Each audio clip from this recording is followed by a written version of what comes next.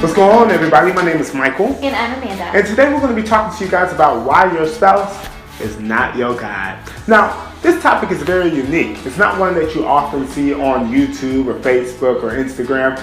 Actually, Amanda came up with it. Tell us, babe, why did you feel like the Lord put this on your heart? Before I was married, I was so infatuated with Michael and I was so in love with him. And I saw all of his great qualities. And even to this day, I see him in the best possible light. I've seen his flaws, I've seen his mistakes, but I still think the best of him.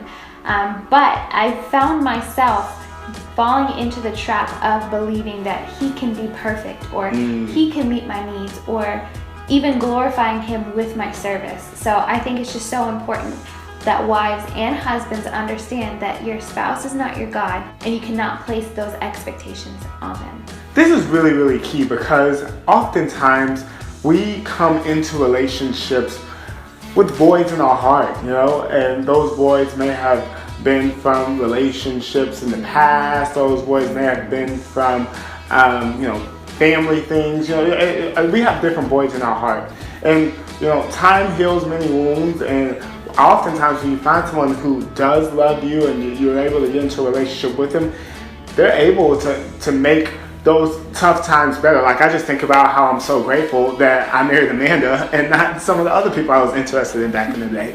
So when it comes to those holes, your spouse can fill them, but there are holes within each of us that only God can fill. And the mistake that most people make is that they try to elevate their spouse to a position to where they feel, okay, my spouse can fill this hole, when only that's the Lord.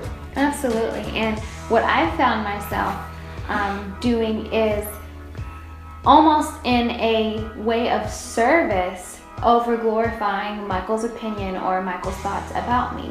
Now, it's so important that you serve your spouse and you love your spouse and you put them first. And I don't want to minimize that. In fact, it's important that you prioritize that.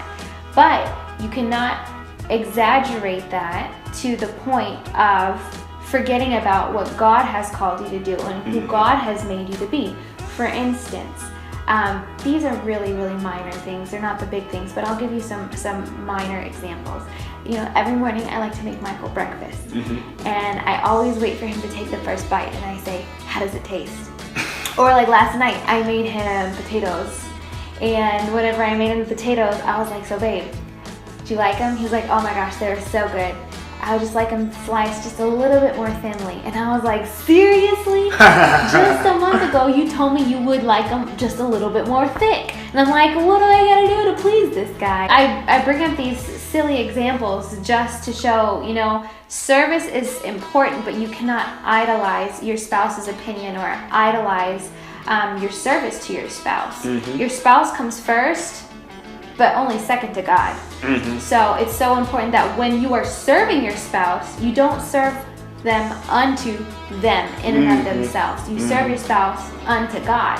So if God is pleased with how I made the potatoes, then all is good. God didn't eat no potatoes though. So hey, he said, what you do for the least of these. Yeah. One of the things too that it's important to realize is that it's important to identify which holes your spouse probably can't fill. One of the biggest holes that your spouse probably won't be able to fill for you is your own insecurities.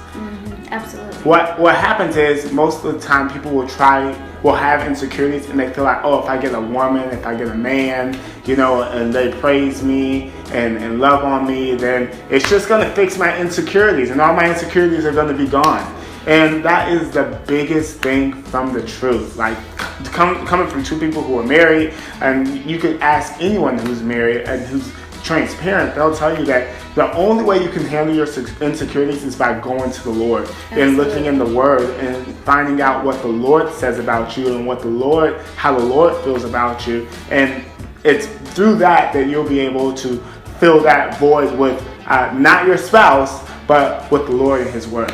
Your spouse can't fix your insecurity problems. Your spouse can't fix your lust problems. Your spouse can't fix your pride problems. there's nothing that your spouse can do in and of themselves. That's something that you have to seek the Lord on healing for. Yep. So a lot of people rush into marriages thinking, you know what, well, this is going to deliver me from my past, but it's not. Yeah. You have to trust in the Lord and depend on Him, and you make your marriage better when you work on yourself. Some people will say like 2 halves make a whole, but I'm thinking, nah, because a half times a half is a fourth, and now you're worse off than where you were, you know? But that's math. But 1 times 1 equals 1, you know what I mean? Yeah. And so it's like one whole person times another whole person. You guys are going to be able to come together as one and be whole together, and not have to worry about filling in each other's voids. That, I mean, ultimately you guys may do great as companions. Your Myers-Briggs may line up perfectly. Y'all may have like the most compatible love languages for each other. And while you may be great spouses for one another, I promise you will be terrible guys. Real quick, we want to do a plug for TOSC. This is the online singles conference. This is one of the largest Christian conferences for singles out there today. This year, we're in the lineup. We're in the lineup with Megan Good and Devon Franklin. We're in the lineup with Real Talk Kim, Jamal and Natasha Miller, Matthew and Kamala Stevenson. I mean, I'm just grateful we made the cut. You know what I mean? It is gonna be so intensive. It's not some flippant or superficial conference. It's a conference that's really going to speak to the dead areas in your life. But it won't only do that, but it'll also help you be purposeful in the single season, so that you're not focused on that time when you're married.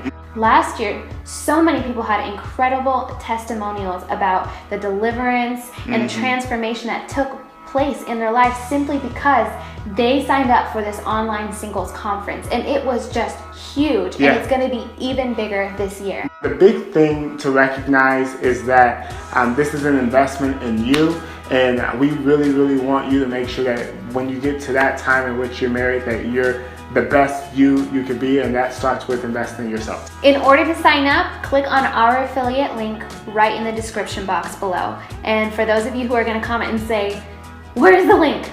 It's in the description box below. We love you guys so much. Be sure to like, share, and subscribe. We really appreciate all the support you guys have given us over the last few years, and we look forward to doing more videos for you guys in the future. Love you guys bunches. Bye-bye.